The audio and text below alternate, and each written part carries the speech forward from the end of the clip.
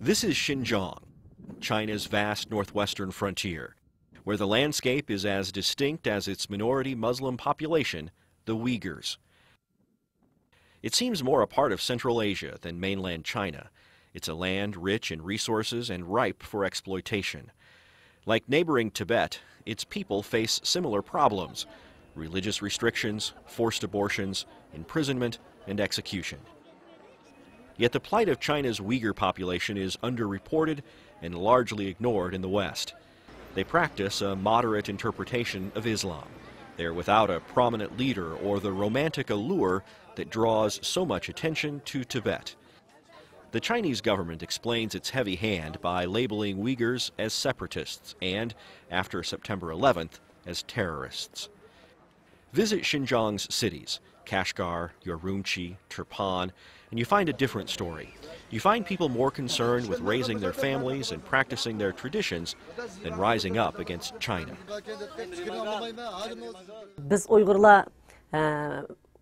The Uyghur people are a Turkish people. Uyghur is our ethnic name, and of course we live in what we call East Turkestan and what the Chinese government calls the Xinjiang Uyghur Autonomous Region. Rabia Kadir is president of the Uyghur American Association. She was imprisoned in 1999 and later released into the United States after trying to meet with a U.S. congressional delegation investigating China's alleged human rights violations in Xinjiang. The Chinese government said the Uyghur people would enjoy some degree of self-rule, and the Chinese authorities will respect the Uyghur people's language, culture, religious beliefs, and way of life. But of course, that is not happening. The Uyghur people have never enjoyed a minute of peace under Chinese rule. The Xinjiang region in the northwest is a particularly important one because it's ethnically distinct and religiously distinct. This was one of the main areas the 9/11 response in the U.S. had an effect on U.S.-Chinese relations, because the U.S. government was willing to define any Muslim group as part of a sort of presumptively part of the terrorist threat in the world, and so it acquiesced to China's view that we're going to stomp down the people, the Uyghurs in Xinjiang. This is familiar to America in its crudest era, kind of like the white U.S. Reaction towards Indian reservations. It is handled with incredible crudeness in China. Our understanding is that the Chinese government doesn't seem to care very much about its image in the world, especially when it comes to severely persecuting the Uyghur people. Because the Chinese government uses our religious belief, Islam, as a card against us in the global war on terror. It's different from Tibet. Westerners generally have quite a romance about Tibet and Tibetan Buddhism. They don't have about Xinjiang and Xinjiang Islam. So I think that's the main, that says more about the West than it does about the differences in Xinjiang and Tibet.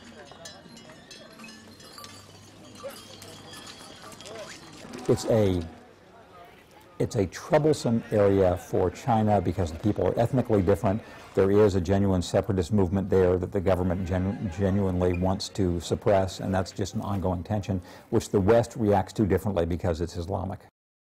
3 security officers have been stabbed to death and another wounded in China's Xinjiang province. The attack took place at a road... China sees itself in a struggle against the East Turkestan Islamic movement, which advocates the creation of an independent state of East Turkestan. It's on the United States list of terrorist organizations, though attacks from the group are rare.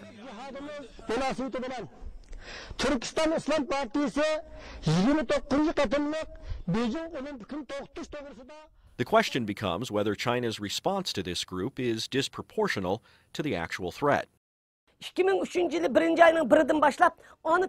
the name of so-called bilingual education, the Chinese authorities began to impose the Chinese language and replace the Uyghur language. They began to gradually erase Uyghur people's language, scripture, literature, and the way of life. We consider this a sort of cultural genocide, to gradually eradicate the Uyghur people.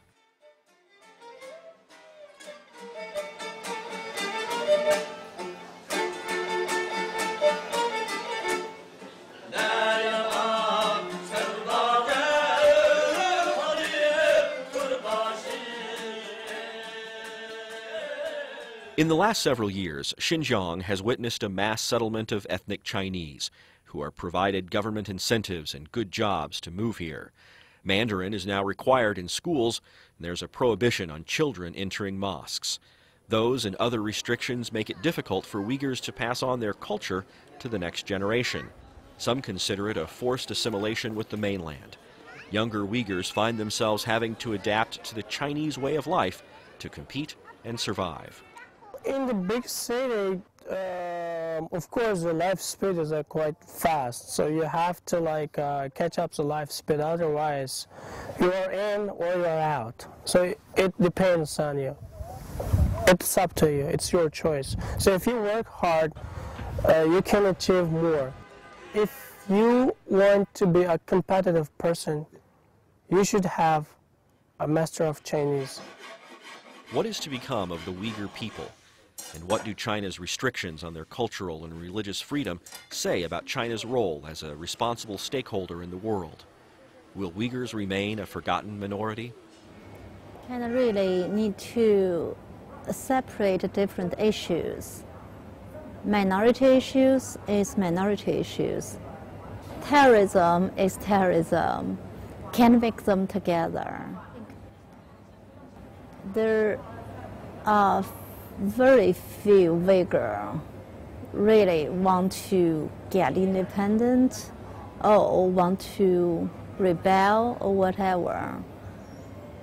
But if the central government doesn't have a better policy to make the locals feel they are the masters of that region, it just doesn't work.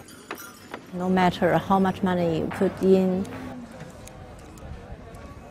it never works if you use the hard line to, tackle some those issues.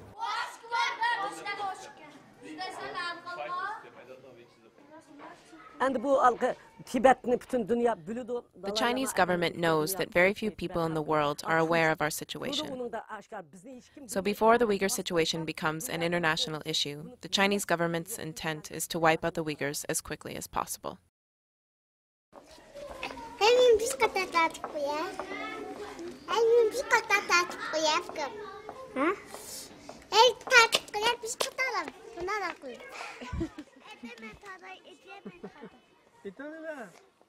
Huh?